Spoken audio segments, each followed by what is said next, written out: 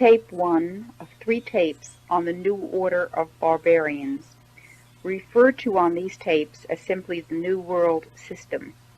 Tapes 1 and 2 are reminiscence by Dr. Lawrence Dunegan of a speech given on March 20th, 1969 by an insider of the order, whose names and credentials are given in the interview with Dr. Dunegan on tape 3.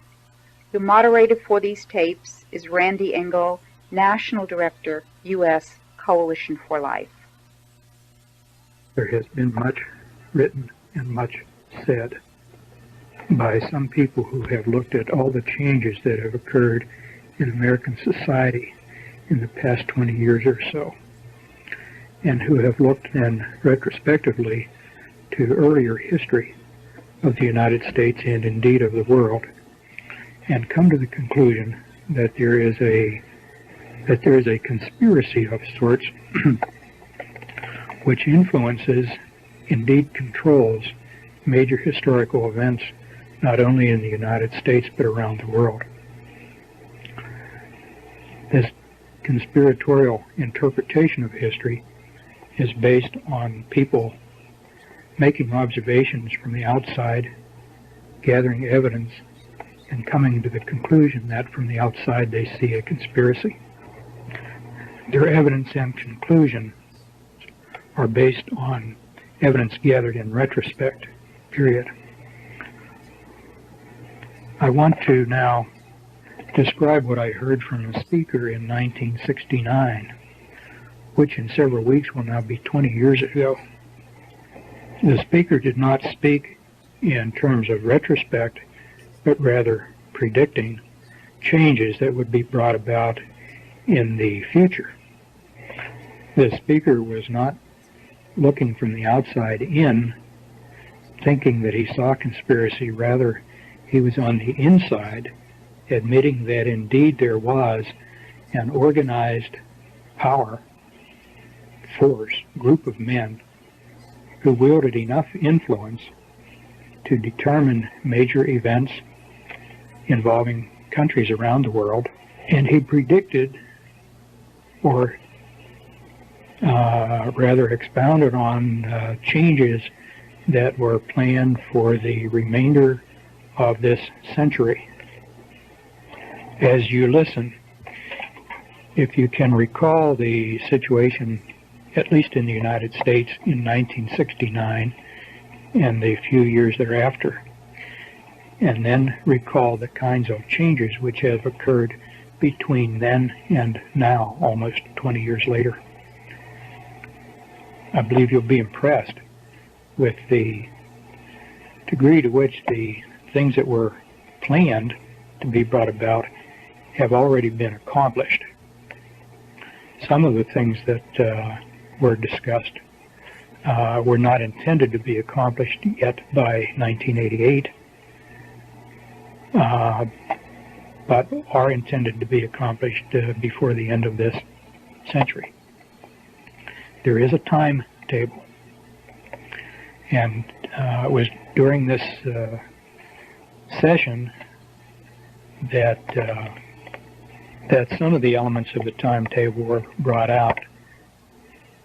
Anyone who recalls early in the days of the Kennedy presidency, the Kennedy campaign, when he spoke of progress in the decade of the 60s, that was kind of a cliche in those days, the decade of the 60s.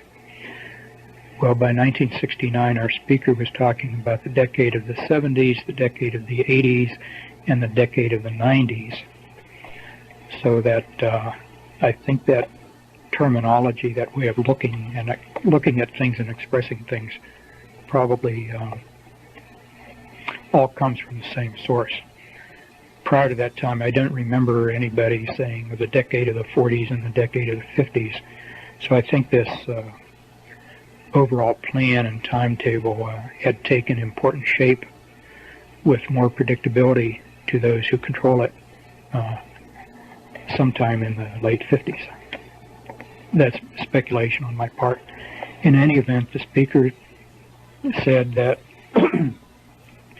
his purpose was to tell us about changes which would be brought about in the next 30 years or so that an entirely new worldwide system would be in operation before the turn of the century. As he put it, we plan to enter the 21st century with a running start. He said as we listened to what he was about to present, he said, "Some of you will think I'm talking about communism." Well, what I'm talking about is much bigger than communism. At that time, he indicated there is much more cooperation between East and West than most people realize. In his introductory remarks, he commented that he was free to speak at this time. He would not have been able to say what he was about to say even a few years earlier, but he was free to speak at this time because now, and I'm quoting here, "Everything is in place and nobody can stop us now." That's the end of that quotation. He went on to say that most people don't understand how governments operate, and even people in high positions in governments, including our own, don't really understand how and where decisions are made. He went on to say that the people who really influence decisions are names that, for the most part, would be familiar to most of us, but he would not use individuals' names or names of any specific organizations. But that if he did, most of the people would be names that were recognized by most of his audience. He went on to say that they were not primarily people in public office, but people of prominence who were primarily known in their private occupations or private positions. The speaker was a doctor of medicine, a former professor at a large Eastern university, and he was addressing a group of doctors of medicine, about 80 in number. His name would not be widely recognized by anybody likely to hear this, and so there's no point in giving his name. The only purpose in recording this is that it may give a perspective to those who hear it regarding the changes which have already been accomplished in the past 20 years or so, and a bit of a preview to what at least some people are planning for the remainder of this century, so that we or they would enter the 21st century with a flying start. Some of us may not enter that century. His purpose in telling our group about these changes that were to be brought about was to make it easier for us to adapt to these changes. Indeed, as he quite accurately said, they would be changes that would be very surprising and in some ways difficult for people to accept, and he hoped that we, as sort of his friends, would make the adaptation more easily if we knew somewhat beforehand what to expect. Somewhere in the introductory remarks, he insisted that nobody have a tape recorder and that nobody take notes, which for a professor was a very remarkable kind of thing to expect from an audience. Something in his remarks suggested that there could be negative repercussions against him if it became widely known what he was about to say to our group, if it became widely known that indeed he had spilled the beans, so to speak. When I first heard that, I thought maybe that was sort of an ego trip, somebody enhancing his own importance.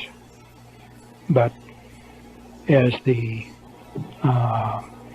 revelations unfolded, I began to understand why he might have had some concern about not having it widely known what was said, although this was a fairly public forum where he was speaking.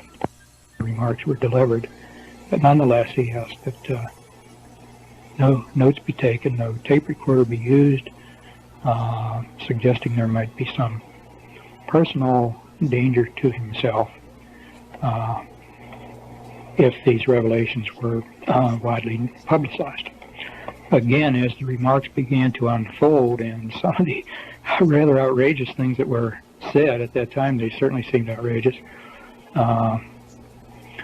I made it a point to try to remember as much of what he said as I could, and during the subsequent weeks and months and years to connect my recollections to simple events around me, both to aid my memory for the future in case I wanted to do what I'm doing now, record this, and also to try to maintain a perspective on what would be developing if indeed it followed the predicted pattern, which it has. At this point, so that I don't forget to include it later, I'll just include some statements that were made from time to time throughout the presentation, just having a general bearing on the whole presentation. One of the statements was having to do with change. People get used, the statement was, people will have to get used to the idea of change. So used to change that they'll be expecting change. Nothing will be permanent. This often came out in the context of a society of where people seem to have no roots or moorings, but would be passively willing to accept change simply because that was all they had ever known. This was sort of in contrast to generations of people up until this time, where certain things you expect to be and remain in place as reference points for your life. So change was to be brought about, change was to be anticipated and expected and accepted, no questions asked. Another comment that was made from time to time during the presentation was, people are too trusting. People don't ask the right questions. Sometimes being too trusting was equated with being too dumb. But sometimes when he would say that and say people don't ask the right questions, it was almost with a sense of regret, as if he were uneasy with what he was a part of and wished that people would challenge it and maybe not be so trusting. Another comment that was repeated from time to time, this particularly in relation to changing laws and customs and specific changes. He said everything has two purposes. One is the ostensible purpose, which will make it acceptable to people. And second is the real purpose, which would further the goals of establishing the new system and having it. Frequently he would say, there's no other way. There's just no other way. This seemed to come as sort of an apology, particularly when at the conclusion of describing some particularly offensive changes, for example, the promotion of drug addiction, which we'll get into shortly. He was very active with population control groups, the population control movement, and population control was really the entry point into specifics following the introduction. He said the population is growing too fast. Numbers of people living at any one time on the planet must be limited, or we will run out of space to live. We will outgrow our food supply, and we will overpollute the world with our waste. People won't be allowed to have babies just because they want to or because they are careless.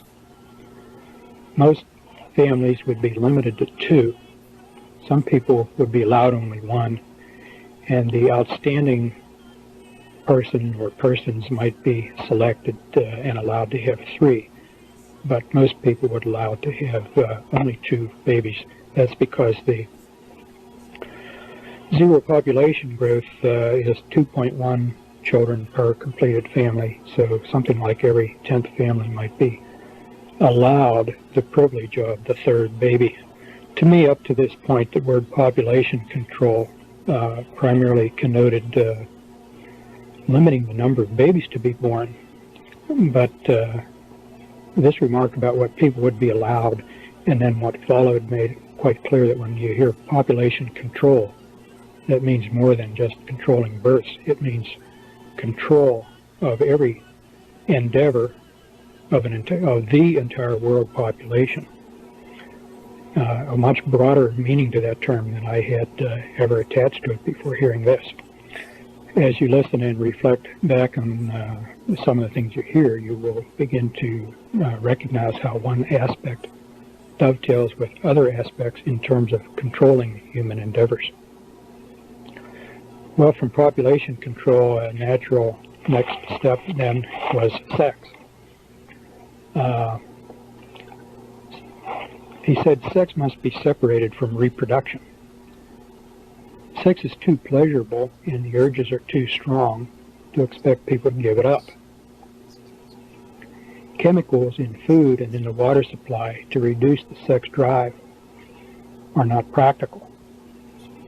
The strategy then would be not to diminish sex activity, but to increase sex activity, but in such a way that people won't be having babies. And the first consideration then here was contraception. Contraception would be very strongly encouraged, and it would be connected so closely in people's minds with sex that they would automatically think contraception when they were thinking or preparing for sex. And contraceptives would be made universally available. Nobody wanting contraception would be find that they were unavailable. Contraceptives would be displayed much more prominently in drugstores and right up with the cigarettes and the chewing gum out in the open rather than hidden under the counter where people would have to ask for them and maybe be embarrassed. This kind of openness was a way of suggesting that contraceptives are just as much a part of life as any other item sold in the store. And contraceptives would be advertised. And contraceptives would be dispensed in the schools in association with sex education. The sex education was to get kids interested early, making the connection between sex and the need for contraception early in their lives, even before they became very active. At this point, I was recalling some of my teachers, particularly in high school, and found it totally unbelievable to think of them agreeing to, much less participating in distributing contraceptives to students. But that only reflected my lack of understanding of how these people operate.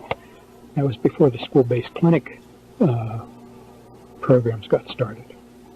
Many cities in the United States by this time have already set up school-based clinics, which are primarily contraception, birth control, population control clinics. The idea then is that the connection between sex and contraception introduced and reinforced in school would carry over into marriage. Indeed, if young people, when they matured, decided to get married, marriage itself would be diminished in importance. He indicated some recognition that most people probably would want to be married, but that this certainly would not be any longer considered to be necessary for sexual activity. No surprise then that the next item was abortion, and this now back in 1969, 4 years before Roe v. Wade.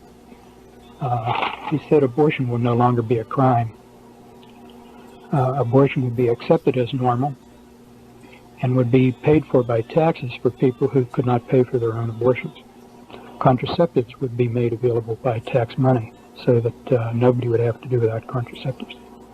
If school sex programs would lead to more pregnancies in children, that was really seen as no problem. Parents who think they are opposed to abortion on moral or religious grounds will change their minds when it is their own child who is pregnant. So this will help overcome opposition to abortion.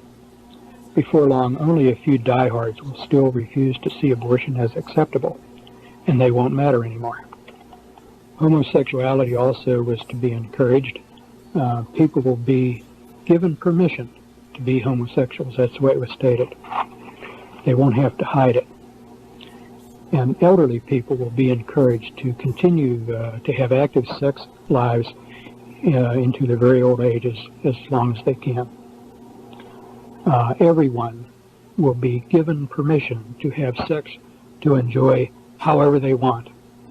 Anything goes. This is the way it was put. And I remember thinking how arrogant for this individual or whoever he represents to feel that they can give or withhold permission for people to do things. But that was the terminology that was used. In this regard, clothing was mentioned. Clothing styles would be made more stimulating and provocative. Recall back in 1969 was the time of the miniskirt, when those miniskirts were very, very high and very revealing. He said it's not just the amount of skin that is exposed that makes clothing sexually seductive, but other more subtle things are often more suggestive. Things like movement and the cut of clothing and the kind of fabric, the positioning of accessories on the clothing. If a woman has an attractive body, why should she not show it, was one of the statements. There's was not detail on what was meant by provocative clothing, but since that time, if you watch the changes in clothing styles, blue jeans are cut in a way that they're much more tight-fitting through the crotch. They form wrinkles. Wrinkles essentially are arrows, lines which direct one's vision to certain anatomic areas. And this was around the time of the burn your bra activity. He indicated that a lot of women should not go without a bra. They need a bra to be attractive. So instead of banning bras and burning them, bras would come back, but they would be thinner and softer, allowing more natural movement.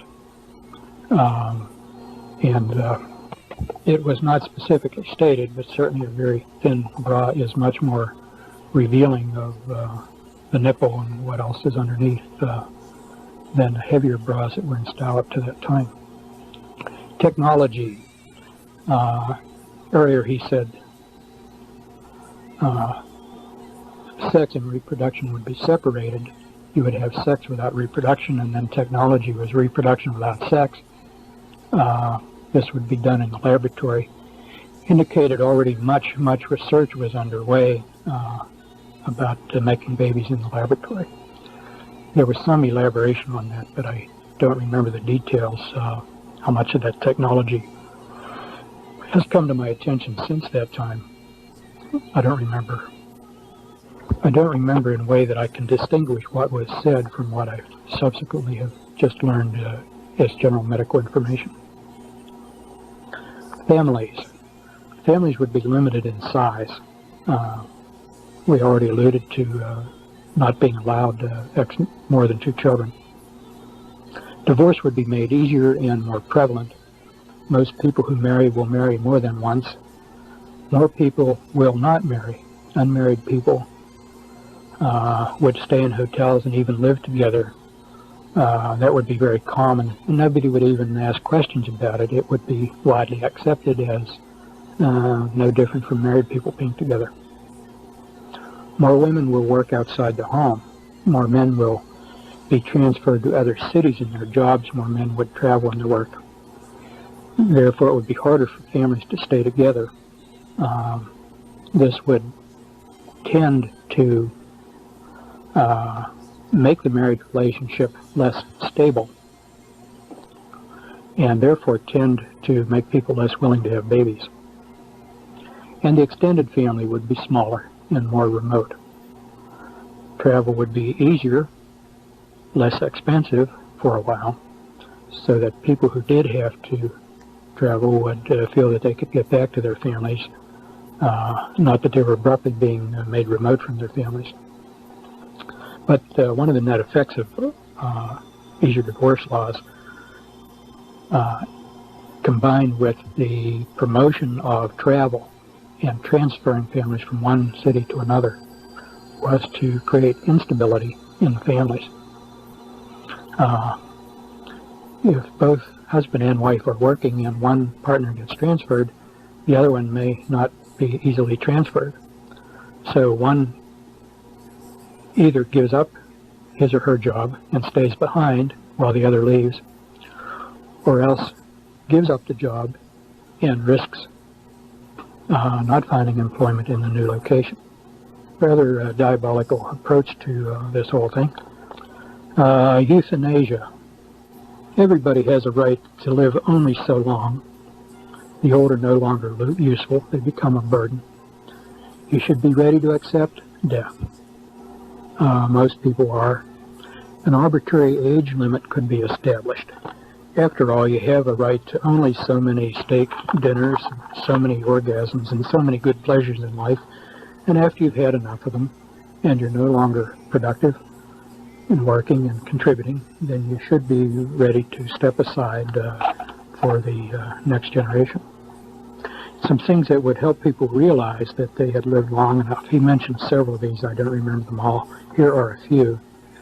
The use of very pale printing ink on forms that people necessary to fill out, so that older people wouldn't be able to read the pale ink as easily and would need to go to younger people for help. Automobile traffic patterns. There would be more high-speed traffic lanes, traffic patterns that older people would, with their slower reflexes, would have trouble dealing with, and thus tend to lose some of their independence.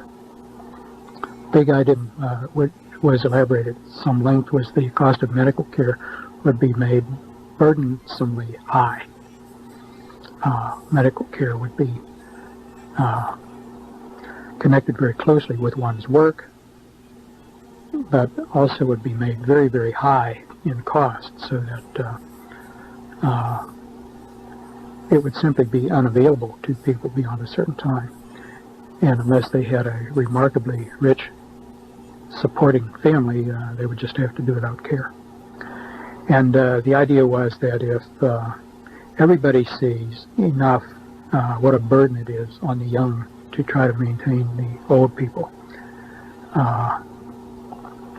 then the young would become agreeable to helping mom and dad along the way, provided that this was done humanely and with dignity. And then the example was there could be like a nice farewell party, a real celebration. Mom and dad had done a good job. And then after the party's over, take the demise pill. The next topic is medicine. There would be profound changes in the practice of medicine. Overall, medicine would be much more tightly controlled. The observation was made, Congress is not going to go along with national health insurance that in 1969 he said is now abundantly evident, but it's not necessary. We have other ways to control health care. These will come about more gradually, but all health care delivery would come under tight control. Medical care would be closely connected to work. If you don't work or can't work, you won't have access to medical care. The days of hospitals giving away free care would gradually wind down until that was virtually non-existent.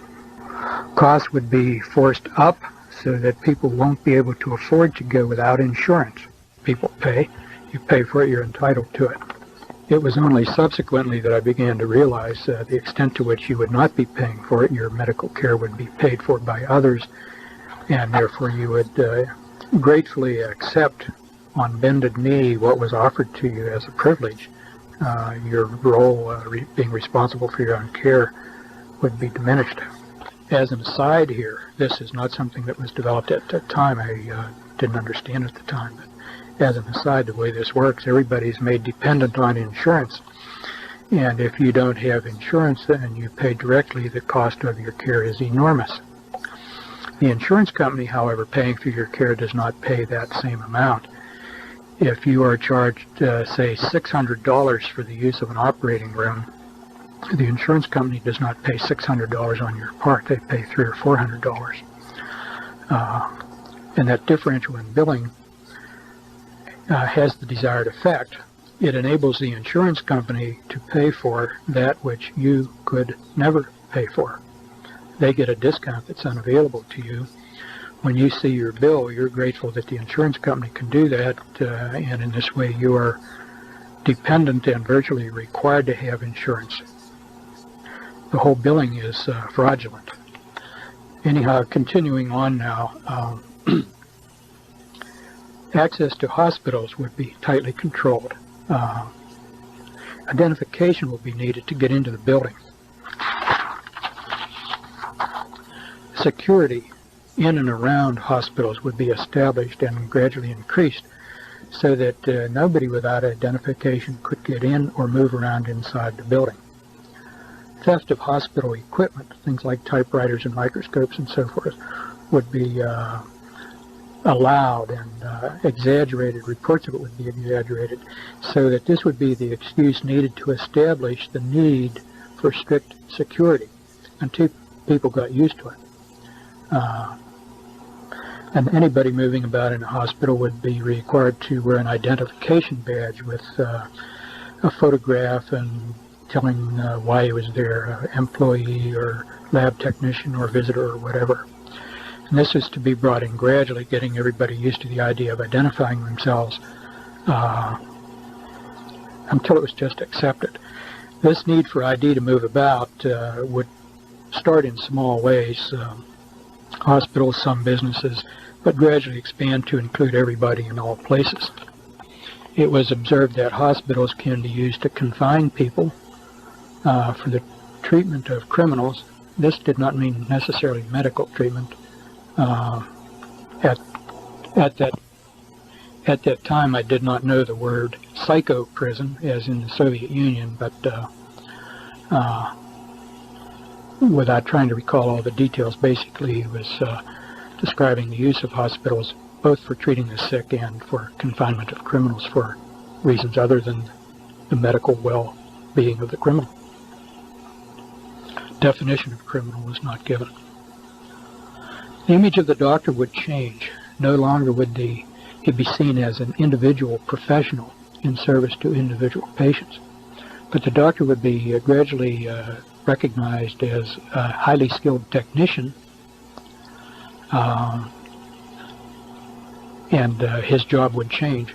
The job is to include things like executions by lethal injection.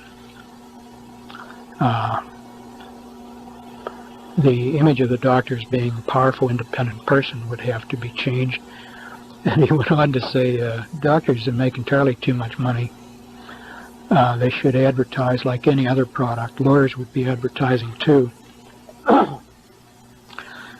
Keep in mind this was an audience of doctors being addressed by a doctor, and it was interesting that he would make some rather insulting statements to his audience without fear of antagonizing us. The solo practitioner would become a thing of the past. A few diehards might try to hold out, but most doctors would be employed by an institution of one kind or another. Group practice would be encouraged, corporations would be encouraged, and then once the corporate image of medical care, as this gradually became more and more acceptable, doctors would more and more become employees rather than independent contractors.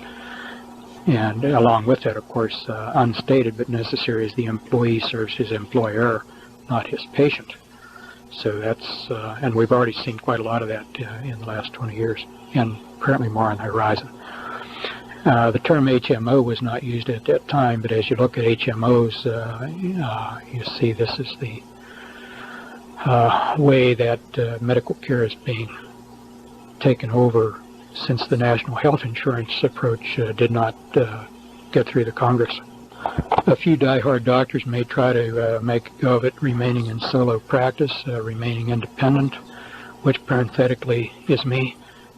But they would suffer great loss of income. They'd be able to scrape by maybe, but never really live comfortably as those who were willing to become employees of the system. Ultimately, there would be no room at all for the solo practitioner after the system is entrenched. Next heading to talk about is health and disease. He said there would be new diseases to appear, which had not ever been seen before, would be very difficult to diagnose and be untreatable, at least for a long time. No elaboration was made on this, but I remember not long after hearing this presentation, when I had a puzzling diagnosis to make, I would be wondering, is this what he was talking about? Is this a case of what he was talking about? Some years later, as AIDS ultimately developed, I think AIDS was at least one example of what he was talking about. I now think that AIDS probably is a manufactured disease. Cancer. He said we can cure almost every cancer right now. Information is on file in the Rockefeller Institute if it's ever decided that it should be released. But consider, if people stop dying of cancer, how rapidly we would become overpopulated. You may as well die of cancer as something else. Efforts at cancer treatment would be geared more toward comfort than toward cure. There was some statement that ultimately the cancer cures which were being hidden in the Rockefeller Institute would come to light because independent researchers might bring them out despite these efforts to suppress them. But at least for the time being, letting people die of cancer was a good thing to do because it would slow down the problem of overpopulation. Another very interesting thing was heart attacks. He said, there is now a way to simulate a real heart attack. It can be used as a means of assassination. Only a very skilled pathologist who knew exactly what to look for at an autopsy could distinguish this from the real thing. I thought that was a very surprising and shocking thing to hear from this particular man at that particular time. This and the business of the cancer cure really still stand out sharply in my memory because they were so shocking and at that time seemed to me out of character. He then went on to talk about nutrition and exercise sort of in the same framework. People would have to eat right and exercise right to live as long as before. Most won't.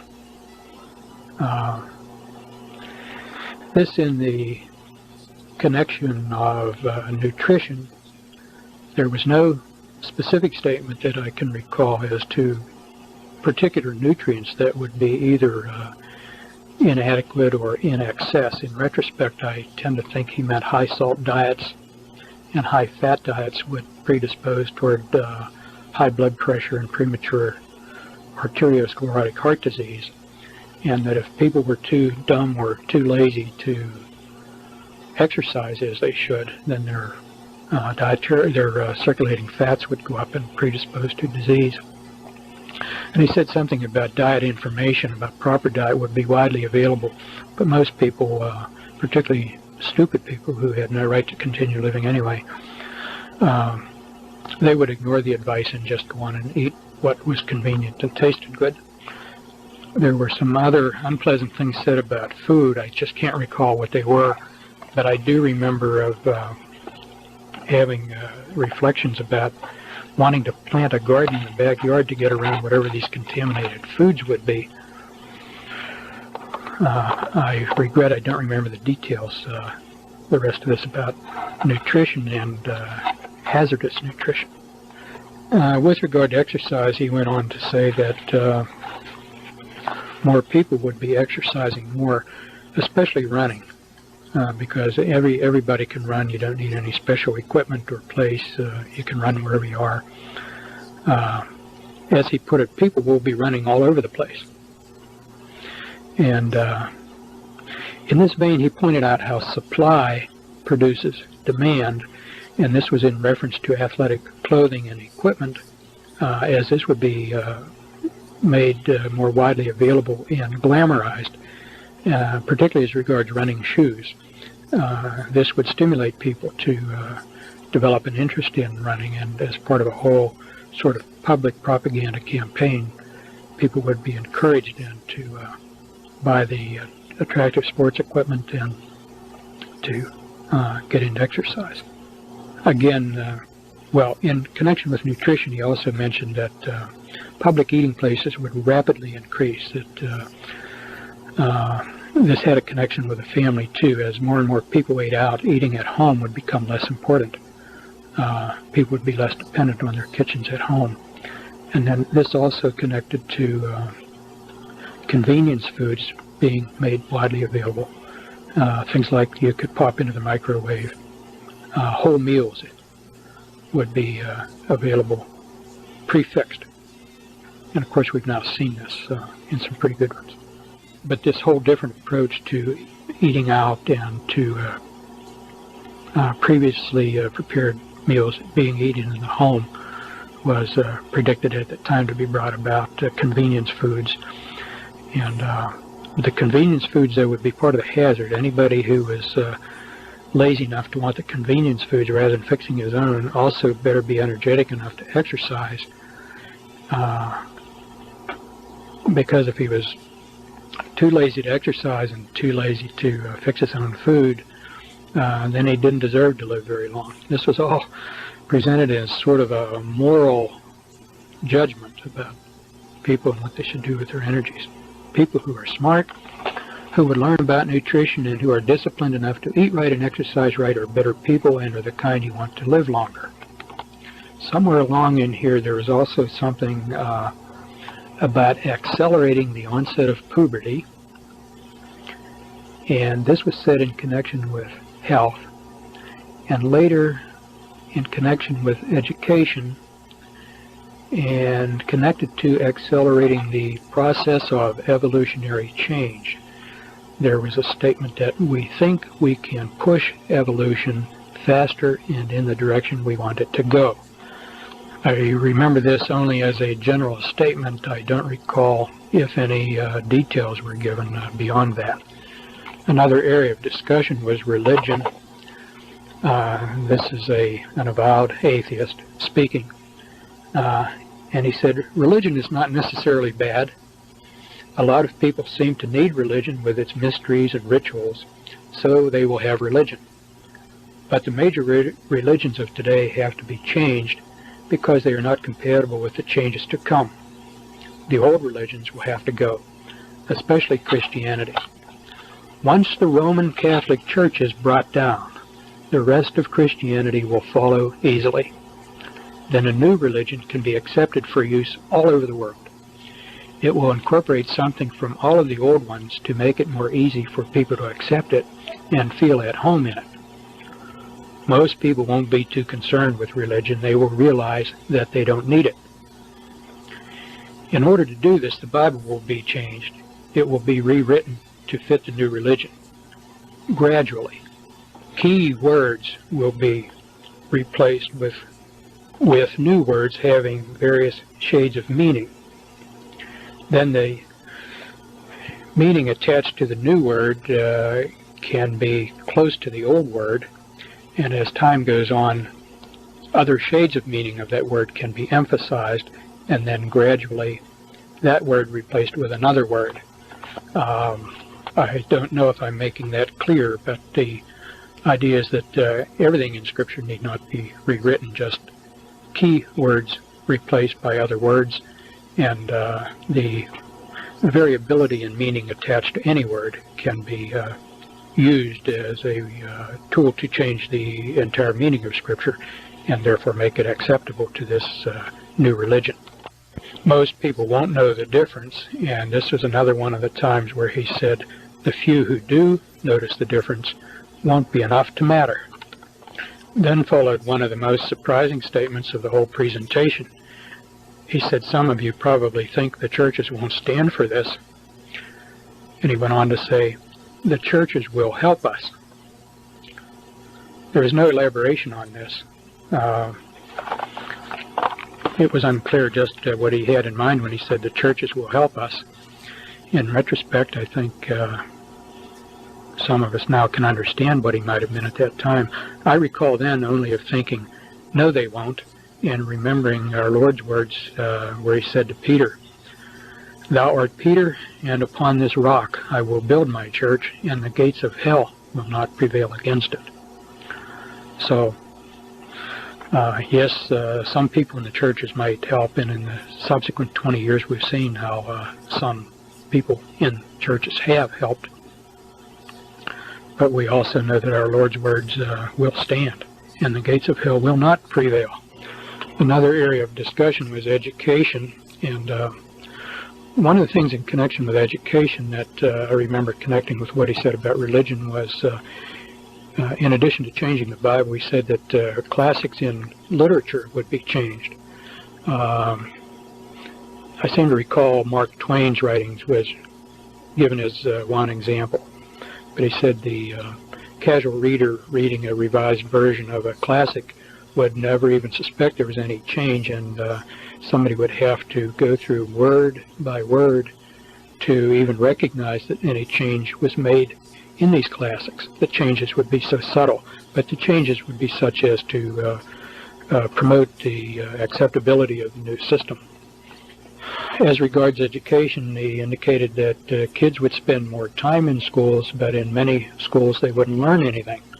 They'll learn some things, but not as much as formerly.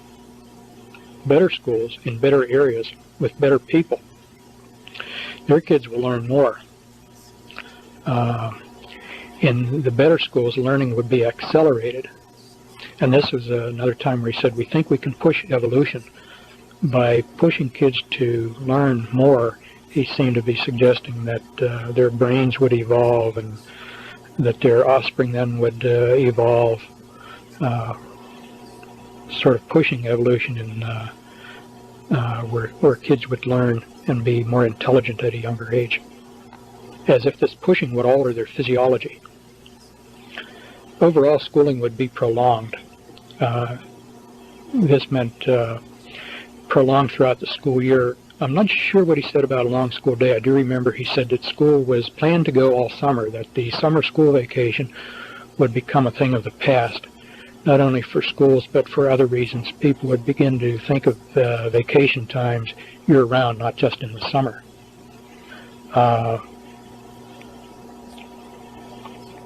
For most people, it would take longer to complete their education. To get what originally had been in a bachelor's program would now require advanced degrees and more schooling. So that a lot of school time would be just wasted time. Good schools would become more competitive. I inferred when he said that he was including all schools, elementary up through college, but I don't recall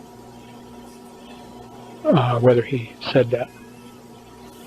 Students would have to decide at a younger age what they would want to study and get onto their track early if they would qualify.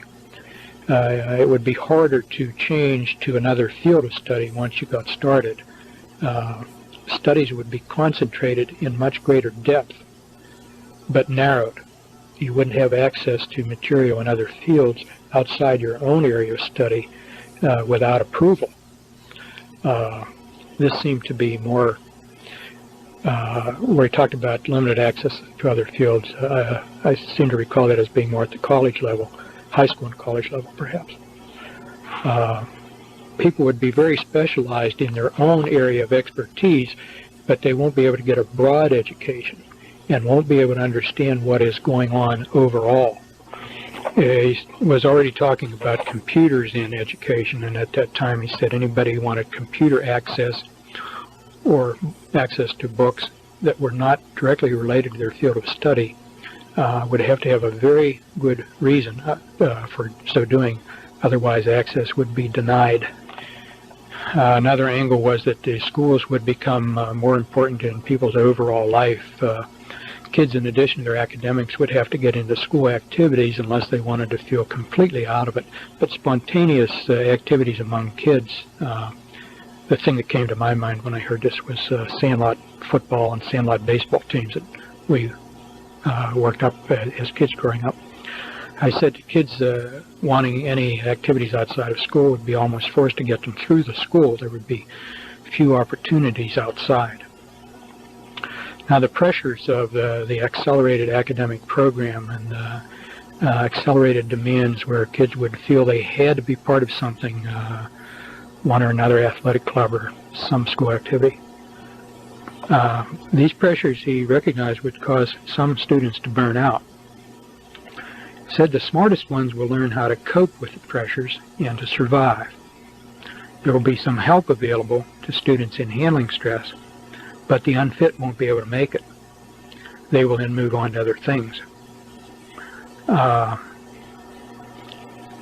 In this connection, and later on in the connection with drug abuse and alcohol abuse, indicated that psychiatric services to help would be increased dramatically. In all the pushing for achievement, it was recognized that many people would need help, and the people worth keeping around would be able to accept and benefit from that help and still be super achievers. Those who could not would fall by the wayside and therefore were sort of dispensable, expendable, I guess is the word I want. Education would be lifelong. Adults would be going to school. There will always be new information that adults must have to keep up. When you can't keep up anymore, you're too old. This was another way of letting older people know that the time had come for them to move on and take the demise pill. If you got too tired to keep up with your education, you got too old to learn new information, then this was a signal you begin to prepare to get ready to step aside. In addition to revising the classics, which I alluded to a while ago with revising the Bible, he said some books would just disappear from libraries. This was in the vein that some books contain information or contain ideas that should not be kept around, and therefore those books would disappear. I don't remember exactly if he said how this was to be accomplished, but I seem to recall carrying away the idea that this would include thefts, that certain people would be designated to go to certain libraries and pick up certain books and just get rid of them. Not necessarily as a matter of policy, just simply steal it. Further down the line, not everybody will be allowed to own books, and some books nobody will be allowed to own. Another area of discussion was laws that would be changed. At that time, a lot of states had blue laws about Sunday sales and certain Sunday activities. They said the blue laws would all be repealed. Gambling laws would be repealed or relaxed so that gambling would be increased. Indicated then that governments would get into gambling. We've had a lot of state lotteries pop up around the country since then, and at the time we were already being told that would be the case. Why should all that gambling money be kept in private hands when the state could benefit from it, was the rationale behind it. But people should be able to gamble if they want to, so it would become a civil activity rather than a private or illegal activity. Bankruptcy laws would be changed. I don't remember the details, but just that they would be, and I know subsequent to that time they have been. Antitrust laws would be changed or be interpreted differently, or both. In connection with the changing antitrust laws, there was some statement that in a sense competition would be increased, but this would be increased competition within otherwise controlled circumstances. So it's not a free competition. I recall having the impression that it was like competition, but within members of a club. There would be nobody outside the club who would be able to compete. Sort of like teams competing within a professional sports league. If you're in the NFL or the American or National Baseball leagues, you compete within the league, but the league is all in agreement on what the rules of competition are. Not a really free competition. Drug use would be increased, alcohol abuse would be increased, and law enforcement efforts against drugs would be increased. On first hearing that, it sounded like a contradiction. Why increase drug abuse and simultaneously increase law enforcement against drug abuse? But the idea is that in part the increased availability of drugs would provide a sort of law of the jungle whereby the weak and the unfit would be selected out. There was a statement made at that time before the earth was overpopulated, there was a law of the jungle where only the fittest survived. You had to be able to protect yourself against the elements and wild animals and disease, and if you were fit, you survived. But now that we've become so civilized, we're over-civilized, and the unfit are able to survive only at the expense of those who are more fit. And the abuse of drugs then would restore, in a certain sense, the law of the jungle and selection of the fittest for survival. News about drug abuse and law enforcement efforts would tend to keep drugs in the public consciousness, and would also tend to reduce this unwarranted American complacency that the world is a safe place and a nice place. The same thing would happen with alcohol. Alcohol abuse would be both promoted and demoted at the same time. The vulnerable and the weak would respond to the promotions and therefore use and abuse more alcohol. Drunk driving would become more of a problem, and stricter rules about driving under the influence would be established so that more and more people would lose their privilege to drive. This also had connection with something we'll get to later about overall restrictions on travel. Not everybody should be free to travel the way they do now in the United States. People don't have a need to travel that way. It's a privilege, was kind of the high-handed way it was put. Again, much more in the way of psychological services would be made available to help those who got hooked on drugs and alcohol.